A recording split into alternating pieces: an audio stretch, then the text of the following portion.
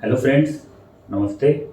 मैं doctor Shivam Singh, paediatric physiotherapist from Gorakhpur, Uttar Pradesh. Last video में हमने आपको बताया कि सेरेब्रल पाल्सी के क्या क्या कारण होते हैं, किन किन कारणों की वजह से बच्चे को सेरेब्रल पाल्सी की समस्या हो जाती है। इस पर डिटेल से बात की। अगर आपने हमारा ये वीडियो अभी तक नहीं देखा है तो इस वीडियो का मैं आई बटन में लिंक दे दूंगा, वहां से जाकर आप इस वीडियो को देख सकते हैं और सेरेब्रल पाल्सी क्यों होती है इसके बारे में जानकारी ले सकते हैं। आज हम सेरेब्रल पाल्सी बच्चों के हाथों का असेसमेंट कैसे करते हैं, बच्चों के हाथों में क्या क्या प्रॉब्लम्स देखने को मिलती हैं, इस पर हम डिटेल से डिस्कस करेंगे। सेरेब्रल पाल्सी या शारीरिक और मानसिक रूप से दिव्यांग बच्चों के बारे में अधिक जानकारी पाने के लिए हमारे इस YouTube चैनल को सब्सक्राइब करें ताकि आने वाली हर वीडियो आप तक सबसे पहले पहुंच सके। चलिए अब हम शुरू करते हैं।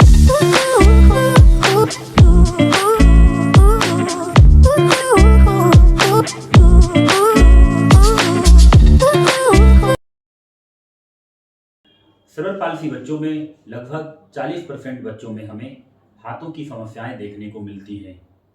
पेरेंट्स आकर हमें बताते हैं, सर मेरा बच्चा कभी हाथ की मुट्ठी बंद किए रहता है, हाथ की मुट्ठी को नहीं खोल पाता है।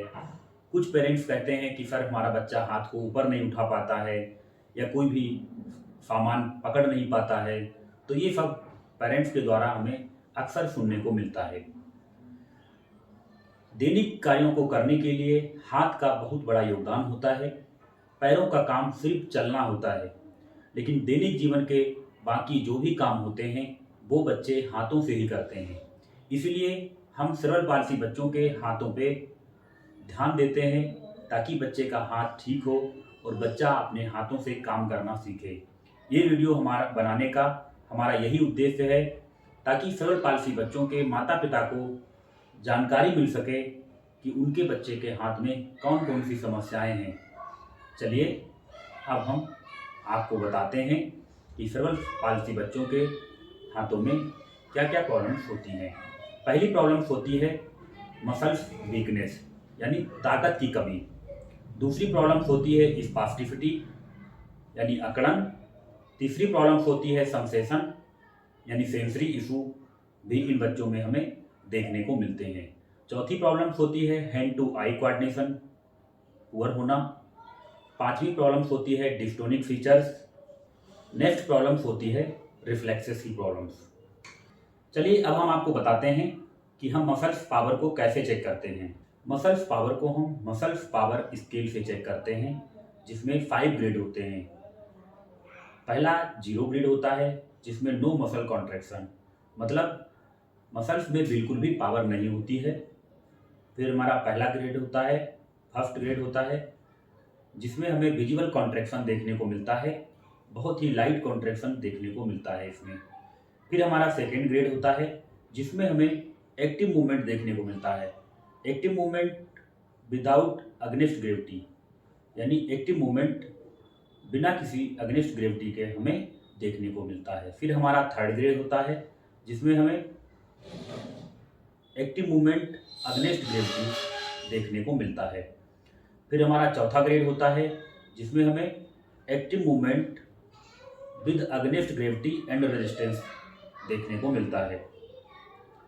फिर हमारा पांचवा ग्रेड होता है जिसमें हमें active movement with against gravity और फुल रेजिस्टेंस यानी पांचवें ग्रेड में मसल्स पावर एकदम नॉर्मल रहती है।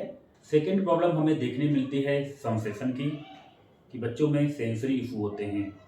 तो अब हम आपको बताएंगे कि बच्चों में हम सेंसरी असेसमेंट कैसे करते हैं। सेंसरी असेसमेंट में हम टेम्परेचर चेक करते हैं, यानी बच्चे को ठंडा और गर्म टच करके देखते हैं कि बच्चे को ठंडे गर्म का एहसास हो रहा है कि नहीं हो रहा है। दूसरा टच चेक करते हैं, बच्चे को छूकर देखते हैं हाथ में कि उसे हाथ में टच पता लग पा रहा है कि नहीं लग पा रहा है। फिर हम वाइब्रेशन चेक करते हैं, बच्चे को झंझनाहट का एहसास हो रहा है या नहीं हो रहा है। उसके अलावा हम पेन चेक करते हैं, बच्चे को निडल चुभाते हैं ताकि बच्चे को उसका एहसास हो रहा है। बच्चे को पेन हो रहा है कि नहीं हो रहा है। उसके बाद हम 2 पॉइंट एग्जामिनेशन करते हैं। 2 पॉइंट एग्जामिनेशन, इसमें हम बच्चे के हाथ पे 2 पॉइंट रखते हैं, उसके बीच की डिस्टेंस पूछते हैं कि वो 2 पॉइंट कितनी डिस्टेंस पे हैं। इसके बाद हम स्टिग्नोसिस चेक करते हैं। स्टिग्नोसिस का मतलब होता है कि हम इसमें बच्चे की आंख बंद कर देते हैं और फिर उसे हम बहुत सारी ऑब्जेक्ट देते हैं, उनके शेप के बारे में पूछते हैं कि वो किस शेप की हैं, किस आकार की हैं। तो स्टिग्नोसिस में हम बच्चों की आंखों को बंद करके उसके बाद हम शेप के बारे में, आकार के बारे में बच्चे से पूछते हैं। उसके बाद होता है जॉइंट पोजीशन। नेक्स्ट होता है जॉइंट पोजीशन। जॉइंट पोजीशन में हम ये चेक करते हैं कि बच्चे का हाथ या पैर किस पोजीशन में है। जैसे अगर बच्चे का हाथ मुड़ा हुआ है तो हम बच्चे से पूछते हैं कि बच्चे का हाथ किस पोजीशन में है, मुड़ा है कि सीधा है। तो इसमें हम जॉइंट पोजीशन के बारे में बच्चे से पूछते हैं और जॉइंट पोजीशन का असेसमेंट करते हैं। अब हम कैसे जानेंगे कि बच्चे का सेंसरी असेसमेंट जो हमने किया है वो पॉजिटिव है या नेगेटिव है। कैसे हम जानेंगे कि बच्चे में कोई भी सेंसरी प्रॉब्लम है कि नहीं है। अगर बच्चा 2 पॉइंट एग्जामिनेशन को बता देता है, स्टिग्नोसिस में लगभग 80% चीज़ों को बताता है, बच्चा अगर आंख बंद करके ऑब्जेक्ट का शेप बता देता है या जो जॉइंट पोजीशन को बता देता है कि उसका हाथ पैर मुड़ा है या सीधा है, तो अगर इन तीनों चीज़ों को बच्चा बताता है तो लगभग उसका सेंसरी ठीक माना जाता है। अगर इन तीनों चीज़ों को नहीं बता पाता है तो हमें सेंसरी की प्रॉब्लम इन बच्चों में देखने को मिलती है। तो इसी से हम सेंसरी असेसमेंट करते हैं। अगर बच्चे का सेंसेशन प्रॉब्लम है तो उसे हम बहुत सारी एक्सरसाइज और बहुत सारी एक्टिविटी कराकर सेंसरी को हम इम्प्रूव करते हैं, सेंसेशन को इम्प्रूव करते हैं। तीसरी प्रॉब्लम हमने आपको बताई थी कि स्पास्टिसिटी की प्रॉब्लम देखने को मिलती है। स्पास्टिसिटी मतलब अकड़न होता है। स्पास्टिसिटी को हम अस्वर्थ स्केल से असेसमेंट करते हैं। इसमें भी हमें 5 ग्रेड देखने को मिलते हैं। पहले में टोन एकदम नॉर्मल रहती है और लास्ट में एकदम रिजिड हो जाती है। 5 ग्रेड में मतलब रिजिड हो जाता है, बच्चे के हाथ में कोई भी मूवमेंट हम नहीं करा पाते हैं। इसके बाद नेक्स्ट प्रॉब्लम हमें इन बच्चों में देखने को मिलती है hand to eye coordination. Hand to eye coordination का मतलब होता है कि बच्चा कोई भी काम करता है तो वो अपनी आंखों से देख के कर रहा है कि नहीं देख के कर रहा है। जैसे कई बार होता है कि मान लिए हमने कोई भी बच्चे को ऑब्जेक्ट दिया, जैसे हमने अपनी फिंगर को बच्चे से कहा कि बेटा इसको फिंगर को पकड़ो, तो बच्चा क्या है, फिंगर को पकड़ता है बट वो ध्यान उसका कहीं और रहता है, वो इधर उधर देखता है, उसका कंसंट्रेशन फिंगर पे नहीं रहता है। तो ये हैंड टू आई कोऑर्डिनेशन की प्रॉब्लम भी हमें इन बच्चों में देखने को मिलती है। अगर बच्चे का hand to eye coordination poor होता है तो बच्चे को हाथ से काम करने में कठिनाई होती है, बच्चा हाथ से कुछ काम नहीं कर पाता है। नेक्स्ट हमने प्रॉब्लम आपको बताई थी रिफ्लेक्सेस की। रिफ्लेक्सेस की प्रॉब्लम की वजह से भी बच्चे हाथ से कुछ काम नहीं कर पाते हैं, उन्हें हाथों से काम करने में परेशानी होती है। नेक्स्ट प्रॉब्लम होती है डिस्टोनिक फीचर्स। जो हमारे डिस्टोनिक सेरेब्रल पाल्सी के बच्चे होते हैं उनमें हमें डिस्टोनिक फीचर्स देखने को मिलता है। डिस्टोनिक फीचर्स मतलब डिस्टोनिक बच्चों में टोन के अप डाउन होने की वजह से, यानी टोन के फ्लक्चुएशन की वजह से बच्चे को हाथ से कोई भी सामान पकड़ने में प्रॉब्लम होती है।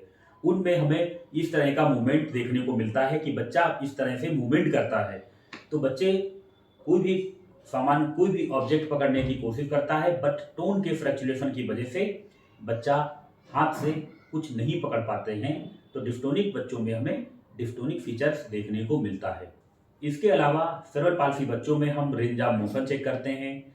रेंज ऑफ मोशन मतलब होता है कि बच्चे का हाथ कितना ऊपर उठता है। जैसे मान लीजिए हमने शोल्डर उठाया तो शोल्डर किस रेंज तक जा रहा है, इससे हम रेंज ऑफ मोशन चेक करते हैं। बच्चे का एल्बो का मूवमेंट चेक करते हैं, फिंगर का मूवमेंट चेक करते हैं, रिस्ट का मूवमेंट चेक करते हैं। इससे हम रेंज ऑफ मोशन चेक करके हमें पता चलता है कि बच्चे की रेंज ऑफ मोशन पूरी है कि नहीं है। इसके बाद हम फाइन मोटर कंट्रोल चेक करते हैं, जिसमें हम कुछ एक्टिविटी करा के चेक करते हैं कि बच्चे में फाइन मोटर कंट्रोल है कि नहीं है। फाइन मोटर कंट्रोल का मतलब होता है कि बच्चा अपने हाथों से छोटी छोटी चीज़ों को पकड़ पा रहा है या नहीं पकड़ पा रहा है। जैसे कॉइन पकड़ना हो गया, या सुई पकड़ना हो गया, या शूज के लैस बांधना, ये सारी एक्टिविटी फाइन मोटर कंट्रोल में आती हैं। इससे हम फाइन मोटर कंट्रोल का असेसमेंट करते हैं। इन सब असेसमेंट करने के बाद हम बच्चे में ग्रिप का असेसमेंट करते हैं। हम देखते हैं कि बच्चे के हाथों में कौन कौन सी ग्रिप है। तो इसमें पहला होता है power of grip. Power of grip का मतलब होता है कि हमने बच्चे को हाथ में कोई भी ऑब्जेक्ट दे दिया है, तो हम देखते हैं कि बच्चा उसमें कितनी पावर लगा रहा है। इससे हम पावर ऑफ ग्रिप का असेसमेंट करते हैं। दूसरा हमारा होता है हुक ग्रिप। हुक ग्रिप का मतलब होता है कि बच्चा अपने हाथ से उंगलियों से कोई सामान उठा पा रहा है या नहीं उठा पा रहा है। जैसे बास्केट उठाना या कोई थैला उठाना, जिसे हम इस तरह से हुक के आकार में उठाते हैं। तो इससे हम हुक ग्रिप का असेसमेंट करते हैं। तीसरी ग्रिप हमारी होती है लेटरल ग्रिप। लेटरल ग्रिप हमारी इस तरह से होती है, जिसे बच्चे से हम पेंसिल पकड़ा के करते हैं कि बच्चा पेंसिल को पेन पकड़ पा रहा है या नहीं पकड़ पा रहा है।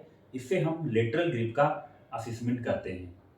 इसके बाद बच्चे के हाथों में हम सिलेंड्रिकल ग्रिप चेक करते हैं। सिलेंड्रिकल मतलब हमारी ये ग्रिप होती है, जैसे किसी पाइप को पकड़ना, इसे हम इस तरह से बच्चे में पकड़ते हैं। सिलेंड्रिकल ग्रिप का हम इसमें असेसमेंट करते हैं कि बच्चे में सिलेंड्रिकल ग्रिप है या नहीं है।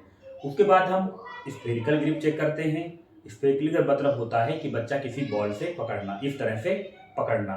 तो ये हम स्फेरिकल ग्रिप का असेसमेंट करते हैं। नेक्स्ट हमारी होती है पेड टू पेड। इसमें हम पेड टू पेड चेक करते हैं। पेड टू मतलब बच्चे को हम कॉइन पकड़ाते हैं, सिक्का पकड़ाते हैं, तो उसमें हम देखते हैं बच्चा कॉइन को होल्ड कर पा रहा है या नहीं कर पा रहा है। इसमें हम पेड टू पेड चेक करते हैं। उसके बाद नेक्स्ट होती है tip to tip. Tip to tip का मतलब होता है सुई पकड़ना। पेड टू पेड ये होता हमारा है, और टिप टू टिप ये होती है, जिसे सुई पकड़ना। तो ये सारी एक्टिविटी करा के हम चेक करते हैं कि बच्चे में कौन सी ग्रिप है या नहीं है। जो भी ग्रिप वीक होती है तो उसमें हमें इम्प्रूव करने की ज़रूरत होती है, जिसमें हम बहुत सारी एक्टिविटी और बहुत सारी एक्सरसाइज करा के बच्चे की ग्रिप को इम्प्रूव करते हैं। और लास्ट में मैं यही कहना चाहूँगा कि स्वतंत्र जीवन जीने के लिए हाथों का बहुत बड़ा योगदान होता है। जब तक बच्चे का हाथ ठीक नहीं होगा, बच्चा ना तो चल पाएगा, क्योंकि सरल पालसी बच्चों में हाथ से वॉकर पकड़ना है, स्टिक पकड़ना है। बच्चा अगर स्टेयर क्लाइंबिंग चढ़ रहा है, सीढ़ी चढ़ रहा है, तो भी उसे हाथ से ही पकड़ने की ज़रूरत पड़ती है। इसीलिए मैं सरल पालसी बच्चों के माता पिता से कहना चाहूँगा कि वो बच्चों के हाथों पर विशेष ध्यान दें, ताकि उनके बच्चे का हाथ ठीक हो सके और बच्चा अपने हाथ से काम करना सीखे। अब हम आगे आने वाले वीडियो में आपको बताएंगे कि बच्चे के हाथों में ग्रिप कैसे लाई जा सकती है, उनके हाथों में पावर कैसे लाई जा सकती है। इसके लिए कौन कौन सी एक्टिविटी करा सकते हैं, कौन कौन सी एक्सरसाइज करा सकते हैं, ये हमारे आने वाले वीडियो में आपको देखने को मिलेगा। आशा करता हूँ कि आप सभी को हमारा ये वीडियो अच्छा लगेगा। अगर हमारा वीडियो अच्छा लगे तो हमारे इस वीडियो को लाइक करें और हमारे चैनल को सब्सक्राइब करें। वीडियो को लास्ट तक देखने के लिए आप सभी का बहुत बहुत धन्यवाद।